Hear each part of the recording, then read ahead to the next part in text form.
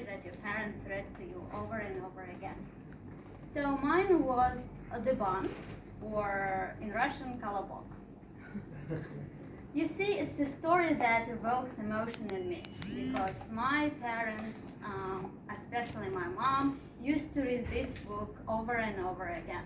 You know, back in the days when we actually read books.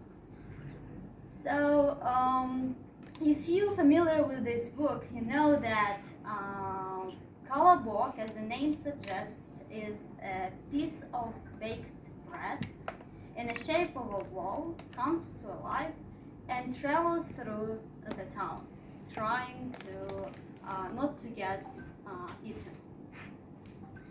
Eventually, Kolobok does get eaten.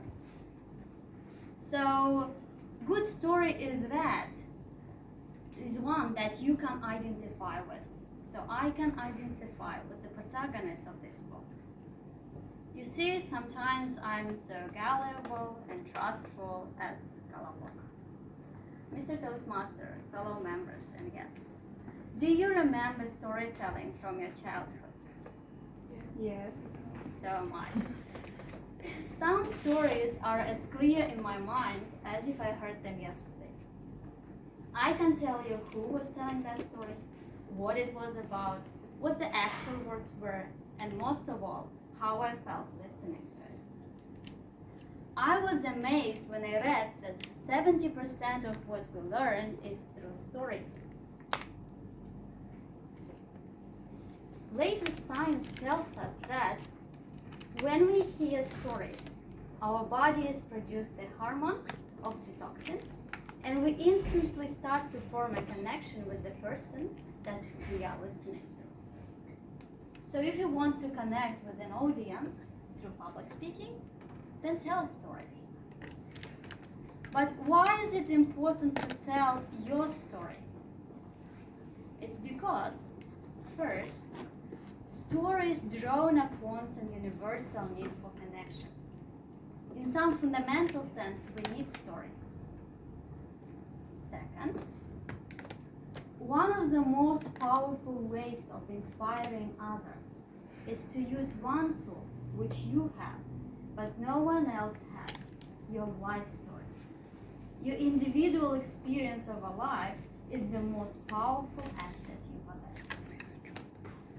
And finally, third, telling your story with its all mistakes, challenges, pains, setbacks, as well as joys, successes, and victories, tells us what it means to be a human.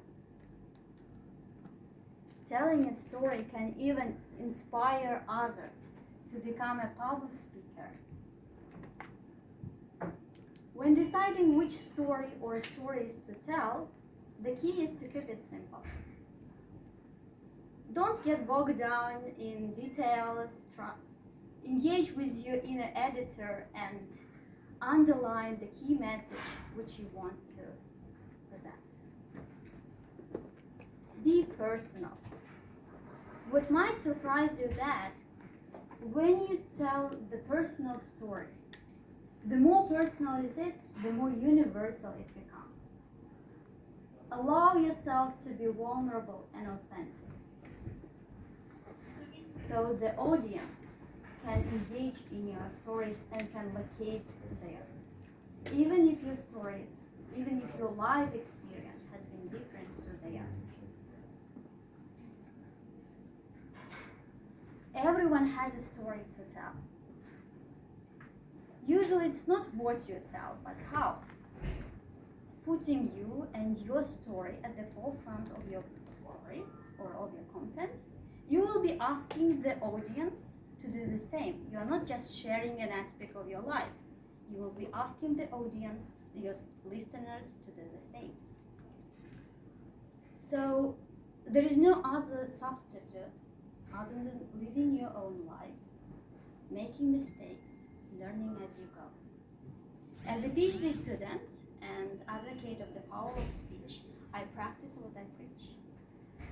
The 15 minutes talk speech, which I delivered at the conference for language, literature, and linguistics, was directly from my from my book of life.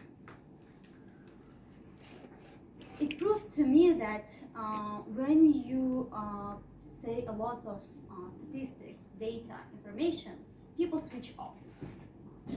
Punchy facts and figures are great, but if you will add some personal stories, that will be dynamic things. So everyone has a story to tell, and I'd love to hear yours, Mr. Desmond.